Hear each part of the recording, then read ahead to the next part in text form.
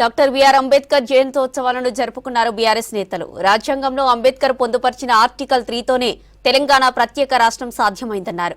రాష్ట్రంలో కాంగ్రెస్ గ్రాఫ్ పడిపోయిందని, ఇప్పటికిప్పుడే ఎన్నికలు జరిగితే బీఆర్ఎస్ గెలుపు తథ్యమని అన్నారు ఆ పార్టీ వర్కింగ్ ప్రెసిడెంట్ కేటీఆర్.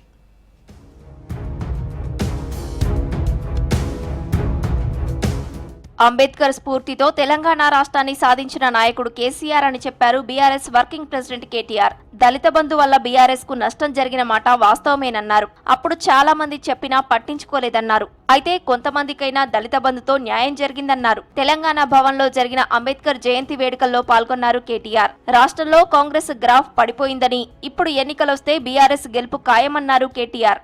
వాళ్ళు చాలా మంది మాట్లాడుతుంటారు మా నాయకులు ప్రైవేట్ సంభాషణలో నాతో, అన్న మనకు దళిత బంధు వల్ల కొంత నష్టం జరిగిందన్న, రాజకీయంగా మాట్లాడతారు. నష్టం జరిగితే జరిగిండొచ్చు గాక, లాభం కొంతమందికే జరగవచ్చు. అందరికీ జరిగింది. మొత్తం రాష్ట్రంలో దళిత సమాజం మొత్తానికి పైసలు అందినాయి నేను అంటలేను.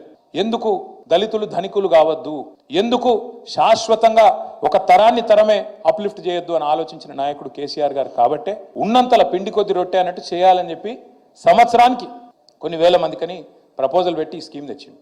అట్టడుగు వర్గాల అభ్యున్నతికి కృషి చేసిన మహనీయుడు అంబేద్కర్ అన్నారు మాజీ మంత్రి హరీష్ రావు. అంబేద్కర్ ఆశయాలు, సిద్ధాంతాలను ప్రజలే ముందుకు తీసుకెళ్లాలని పిలుపునిచ్చారు. సంగారెడ్డి జిల్లా తెల్లాపూర్ మున్సిపాలిటీ పరిధిలోని కొల్లూరులో అంబేద్కర్ జయంతి వేడుకల్లో పాల్గొన్నారు హరీష్. తెలంగాణ ప్రత్యేక రాష్ట్రంగా సిద్ధించిందంటే అంబేద్కర్ రాజ్యాంగంలో పొందుపరిచిన ఆర్టికల్ 3తోనే సాధ్యమైందన్నారు. ఆయన ప్రపంచంలో ఉండే గొప్ప విశ్వవిద్యాలయాల్లో చదువుకున్నాడు. తాను సంపాదించిన జ్ఞానాన్ని, ఆ విజ్ఞానం తన కోసం కాదు, నా దేశ ప్రజల కోసం తన విజ్ఞానాన్ని పంచి ఈ దేశంలోని ప్రజలందరికీ సమాన హక్కులను కల్పించిన మహనీయుడు డాక్టర్ బాబాసాహెబ్ అంబేద్కర్ గారు. అన్ని వర్గాలకు కూడా ఈరోజు వెలుగు నింపిండు. అందరికీ సమాన హక్కులు ఈ దేశంలో పొందుతున్నామంటే అది అంబేద్కర్ గారి వల్లే అని చెప్పుకోక తప్పదు. మాజీ మంత్రి మల్లారెడ్డి అల్లుడు మల్కాజ్గిరి ఎమ్మెల్యే మర్రి రాజశేఖర్ రెడ్డిపై కేసు నమోదు చేశారు పోలీసులు. 20 లక్షల రూపాయల మోసం చేశారంటూ యేసుబాబు అనే వ్యక్తి ఫిర్యాదు చేశాడు.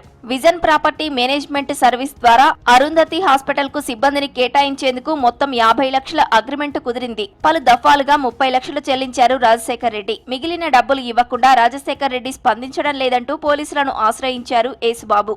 రాజశేఖర్ రెడ్డిపై పేట్ బషీర్బాద్ పిఎస్ లో బిఎన్ఎస్ చట్టం సెక్షన్లు 316/2, 318 అండర్ సెక్షన్ 4 ప్రకారం చీటింగ్ కేసు నమోదు చేశారు పోలీసులు. కేసులో నేరం రుజువైతే 5 ఏళ్లు శిక్ష విధించే అవకాశం ఉందని చెబుతున్నారు.